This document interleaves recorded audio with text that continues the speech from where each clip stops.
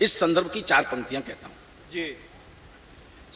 संबंधों के आंगन मितवा अब दिल से दिल की दूरी है। बहुत अच्छे भाई, वाह वाह। संबंधों के आंगन मितवा अब दिल से दिल की दूरी है, और इस पेट की खातिर पग पग लड़ना हम सबकी मजबूरी है। पेट की खातिर पग पग लड़ना हम सबकी मजबूरी है।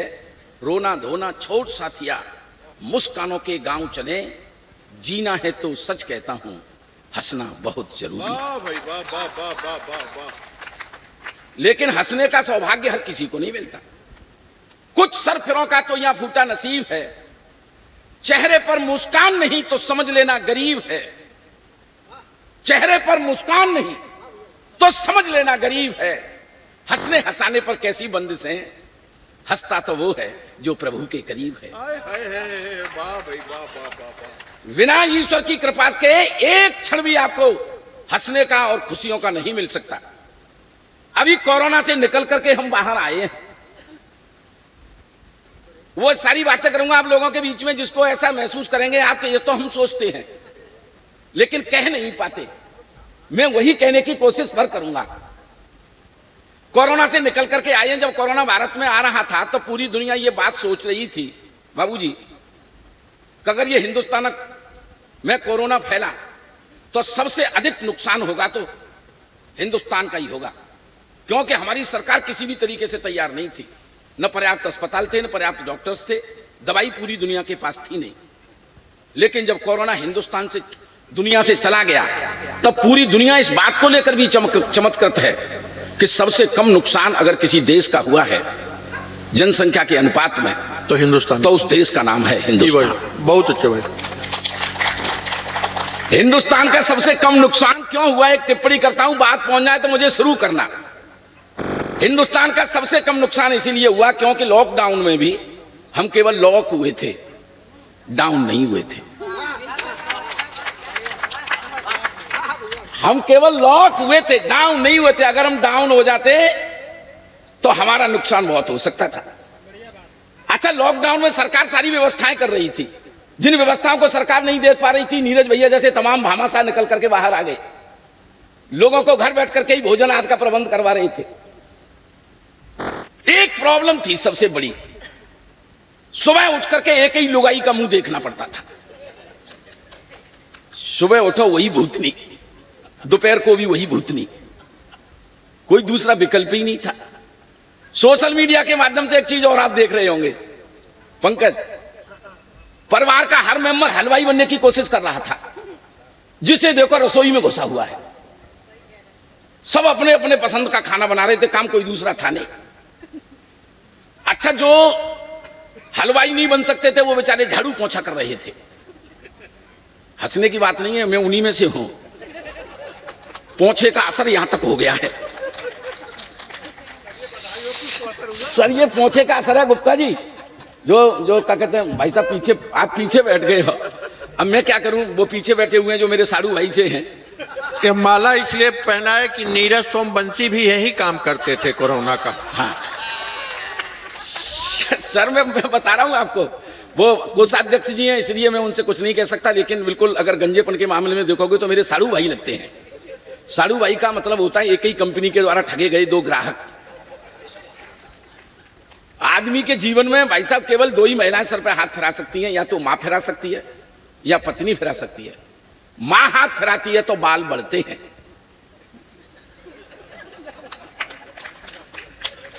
पत्नी फिराती है तो मामला ऐसा हो जाता है। उधर अपने कोषाध्यक्ष जी को देखकर ऐसा लगता है जैसे पूरे मोहल्ले ने फिरा दिया होगा। एक बार ताली बजाओ, थोड़ी जोरदार लगना चाहिए कि आप कभी सम्मेलन में बैठे हुए हैं। बहुत बहुत बहुत आनंद के साथ सुनते रहिएगा, आनंद लेते रहिएगा। सर, पोंछे का असर यहां तक आ गया। वो टीटी साहब कहां चले गए, नीचे चले गए कि ज्यादा नीचे मत जाना सर, उतने मत जाना जितना आसाराम चला गया था। सर, मेरी छोटी छोटी टिप्पणियां हैं, उन्हीं का आनंद आप तक पहुंचाने की कोशिश करता रहूंगा। हाँ, और एक जानकारी मैं और दूं, आईजी साहब बैठे हुए हैं मंच पर, मैं सर प्रणाम करता हूं। हमारे देश में कोरोना से ज्यादा मौतें नहीं हुई नीरज भैया, कोरोना से ज्यादा लोग नहीं मरे हमारे देश में। हमारे देश में तो दहशत से लोग मर गए। किसी को 2-4 छींके आ गई तो समझ लिया उसने कोरोना हो गया और बेचारा निपट गया। दहशत से ज्यादा लोग मर गए। ये टेलीविजन वाले कर रहे थे दहशत फैलाने का काम। कोरोना का वायरस प्लास्टिक पर 64 घंटे जिंदा रह सकता है। कोरोना का वायरस स्टील पर 84 घंटे तक जिंदा रह सकता है। अमिताभ बच्चन जी ने ज्ञान दिया कोरोना का वायरस जूतों के साथ भी आ सकता है। अरे मेरे बाप, हम घरों में कैद हैं, को हमारे जूते क्या सड़क पर टहलने जा रहे हैं जो कोरोना का वायरस लेकर के लौटेंगे। दहशत फैलाई जा रही थी। एम्स के डॉक्टर साहब ने बड़ा ज्ञान दिया कोरोना के संबंध में। इसमें छींकें आती हैं, जुकाम सा होता है, खांसी आती है, हल्का हल्का बुखार रहता है, मुंह का स्वाद चला जाता है, सब्जियों में स्वाद आ नहीं रहा था, मसाले घर में थे नहीं। अब आप ये नहीं कह सकते थे कि सब्जियों में स्वाद नहीं है, कह नहीं सकते थे सर, मैं बता रहा हूं आपको, कह नहीं सकते थे। एक दिन बिल्कुल जिसमें सब्जी में स्वाद नहीं था, 2 कौड़ी की सब्जी बनी, मेरे मुंह से अचानक निकल गया आज सब्जी में स्वाद नहीं है। बस मेरा इतना ही कहना अपराध हो गया। घरवाली ने तुरंत मोबाइल निकाला, खींच खांच करके क्वारंटाइन सेंटर को फोन कर दिया कि मेरे पति का स्वाद चला गया है। 5 मिनट नहीं हुए अपने चरित्र को सड़क की छाती पर रगड़ती हुई बहन जी एम्बुलेंस मेरे दरवाजे पर। 5-6 कोरोना की किट पहने हुए यमदूत जैसे उसमें से निकले। 3-4 ने मेरे हाथ पकड़े, 2-3 ने पैर पकड़े और जबरदस्ती मुझे एम्बुलेंस में ठूस दिया। चल बेटे 14 दिन के लिए क्वारंटाइन। अपराध मेरा केवल इतना ही तो था कि मैंने ये कह दिया था कि सब्जी में स्वाद नहीं है। क्वारंटाइन सेंटर पर जाकर के भी भाई साहब मुसीबतें मेरा पीछा नहीं छोड़ रही थी। बड़े बड़े अधिकारी आते, बड़े बड़े डॉक्टर्स आते, अखबार वाले आते, एक ही बात पूछते, आपके संपर्क में कौन कौन आया था।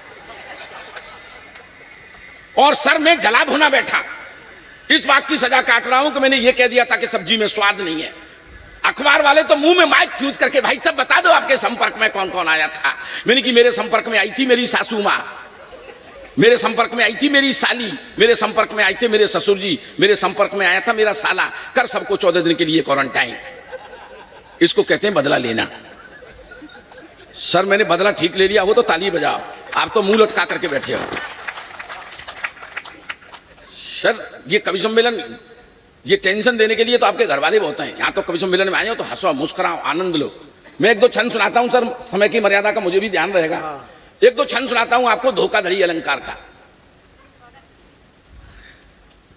कुछ कवि लोग नीचे बैठ के सुन रहे हैं, वो सोच रहे हैं कि हिंदी साहित्य में धोखाधड़ी अलंकार नहीं होता। सर नहीं होता, ये अभी पैदा हुआ है, जब बड़ा हो जाएगा तब हिंदी साहित्य में आ जाएगा। इसको पैदा करने वाले हैं प्रातः स्मरणीय, सांध्य वंदनीय, रात रात भर जागरण कराने वाले माननीय फेसबुक व्हाट्सएप आचार्य। फेसबुक व्हाट्सएप पर किस तरह के धोखे चल रहे हैं। मैं 1-2 छंद सुनाता हूं आपको, आनंद आएगा। बहुत आनंद की अनुभूतियां हो तो आप ताली बजा करके इस छंद को सुन सकते हैं। सुनिएगा किस किस तरह के धोखे हैं। 60 साल का बुढ़ा है, 25 साल की लड़की की डीपी पे फोटो लगा करके रात भर चैटिंग कर रहा है, जिसको यह भी पता नहीं है कि हो सकता है कि उस लड़की ने वो फ्रेंड रिक्वेस्ट उसके बेटे को भी भेज दी हो। दोनों बाप बेटा रात भर उससे चैटिंग करते रहते हैं। स्थितियां गंभीर हो जाती हैं। भाई साहब ताली बजा करके सुनना, मुंह लटका के सुनो। मैं बहुत ज्यादा चिंतन की बात नहीं बता रहा हूं। जो धोखे खा रहे हैं आप फेसबुक और व्हाट्सएप से, एंड्रॉइड मोबाइल के माध्यम से, इस एंड्रॉइड मोबाइल ने हमारा बहुत नुकसान किया है, हमारी भाषा खराब कर दी है। और जिस देश की संस्कृति और संस्कार खराब करने हो, उस देश की भाषा को खराब कर दो तो उस देश की संस्कृति और संस्कार अपने आप चौपट हो जाएंगे। छोटे छोटे बच्चों की भाषा क्या होगी, इस एंड्रॉइड मोबाइल ने बना दी। पिछले दिनों मेरा छोटा बेटा मुझसे कहने लगा, पापा स्कूल में नई मैडम आई है, बहुत हॉट है, शी इज वेरी हॉट। अरे मैंने कहा चुप, टीचर माँ के समान होती है, चुप हो जा। तो पलट के मुझसे कहने लगा, आप चुप हो जाओ, हमेशा अपनी जुगाड़ में ही रहते हो। इस बात पर मुझे गुस्सा आ गया तो मैंने बाप होने का अधिकार प्रयोग किया।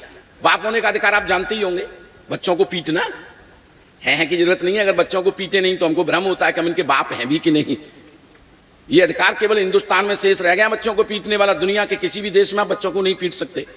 पिछले दिनों मैंने अखबार में एक समाचार पढ़ा कि जर्मन के एक माता पिता ने अपने बेटे को पीटने के चक्कर में 18 महीने की सजा काटी।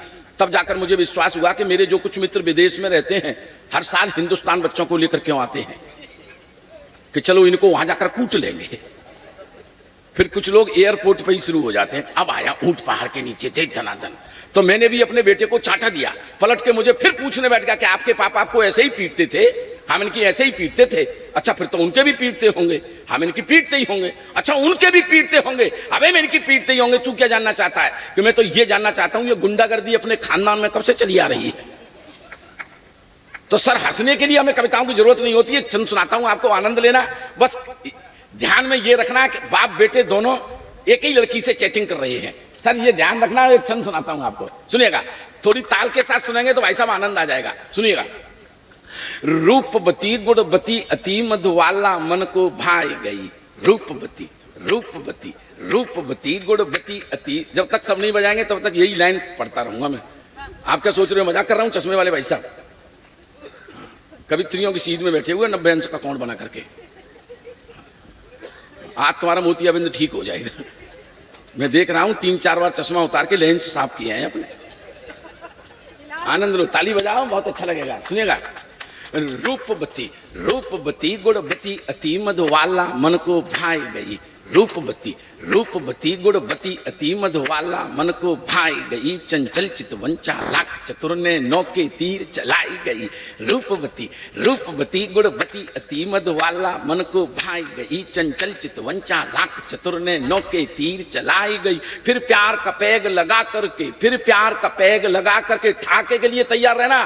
फिर प्यार का पैग लगा करके, फिर प्यार का पैग लगा करके दिल में तूफान उठाई गई। हमसे वादा था शादी का, चाची बन घर में आई गई।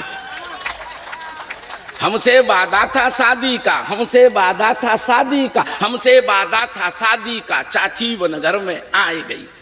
भाई साहब बहुत मुसीबत में, पिछले दिनों मेरे बेटे ने मुझे एक सूचना दी कि पापा मैंने फेसबुक पर 5 फर्जी आईडी बना रखी हैं। फेसबुक पर 5 फर्जी आईडी बना रखी हैं। तो फिर मैंने उसको चाटा दिया और कहा कि बेवकूफ ये तू सूचना मुझे क्यों दे रहा है? अगर जवाब पर ठाका लगाने का मन करे तो ठाके को रोकना मत, है ना। बेवकूफ ये सूचना तू मुझे क्यों दे रहा है कि तूने फेसबुक पर 5 फर्जी आईडी बना रखी हैं? तो कहने लगा कि आपको इसलिए दे रहा हूं कि पिछले 6 महीने से जिससे तुम पिंकी नाम की लड़की से चैटिंग कर रहे हो वो मेरी ही फर्जी आईडी है। ये धोखे हैं, मैं इसलिए ध्यान रखना। अब एक छंद मैंने उस दिन लिखा, आदरणीय राजहंस जी, उस दिन लिखा जिस दिन मेरे शहर के एक बहुत बड़े सेठ जी के 70 लाख खाते में से गायब हुए। सुनना सर, खाते में से गायब रुपए कैसे होते हैं? आईजी साहब बैठे हुए, सर इस छंद को आप जरूर सुनना, सुनिए, आनंद लेना। मोबाइल पर एक जनी जब मित्र भाव में आई गई। मोबाइल मोबाइल मोबाइल पर एक जनी जब मित्र भाव में आई गई। दिन रात करी चैटिंग इतनी इनबॉक्स में आकर छाई गई। मोबाइल मोबाइल पर एक जनी जब मित्र भाव में आई गई। दिन रात करी चैटिंग इतनी इनबॉक्स में आकर छाई गई। मेरे पति मरे, मेरे पति मरे, मैं सिंगल हूँ। मेरे पति मरे, मेरे पति मरे, मेरे पति मरे, मैं सिंगल हूँ। झूठी सांची, फिर ठाके के लिए तैयार। मेरे पति मरे, मेरे पति मरे, मैं सिंगल हूँ। झूठी सांची बतराई गई। जब तक हृदय की आंख खुली पूरे खाते को खाए गई। जब तक हृदय की आंख खुली, जब तक हृदय की आंख खुली पूरे खाते को खाई गई। अखियन अखियन बतराई गई, अखियन अखियन बतराई गई। सर आप ताली नहीं बजा रहे हो तो मुझे अच्छा नहीं लग रहा। अखियन अखियन अखियन अखियन अखियन अखियन बतराई गई, फिर आंख की कोर दबाई गई। अखियन अखियन बतराई गई, फिर आंख की कोर दबाई गई। हम आंखिन बीच फंसे ऐसे, हमें आंख को रोग लगाई गई। हम आंखिन बीच फंसे ऐसे, हम आंखिन बीच फंसे ऐसे, हमें आंख को रोग लगाई गई। उन आंखिन ते उबरे कैसे, उन आंखिन ते उबरे कैसे, इन आंखिन बीच समाई गई। उन आंखिन ते उबरे कैसे, इन, फिर ठाके के लिए तैयार रहना। उन आंखिन ते उबरे कैसे, इन आंखिन बीच समाई गई। अब आंखें ढूंढ रही बाकों जो जूतों से पिटवाई गई। अब आंखें ढूंढ रही बाकों जो जूतों से पिटवाई गई। अखियन अखियन बतराई गई। ये स्थितियां हैं साहब। 60 साल का बुड्ढा 25 साल की लड़की से डीपी पे फोटो बात कर रहा है और हम क्या समझ करके बात कर रहे हैं? बस ये ध्यान रखना। चैटिंग करते रहे रात दिन बनान कोई काम। मोबाइल को चला चला कर खर्च दिए सब दाम। चैटिंग करते रहे रात दिन बनान कोई काम। मोबाइल को चला चला कर खर्च दिए सब दाम। आशा समझ के जिससे हमने प्रेम की आशा पाली। भेद खुला तो निकला ससुरा बुढ़ऊ आसाराम। तो ये स्थितियां हैं धोखे की। अगर आपको अच्छी लग रही हैं तो तालियां बजा करके मुझे सूचित कीजिएगा। जो लोग जा रहे हैं मुझे उनसे कोई शिकायत नहीं है, वही लोग जा रहे हैं जिनको अपने घरों के ऊपर भरोसा नहीं है, या वो लोग जा रहे हैं जिनके पड़ोसी पहले चले गए हैं। मैं उन्हें श्राप देता हूं जिस मकसद के लिए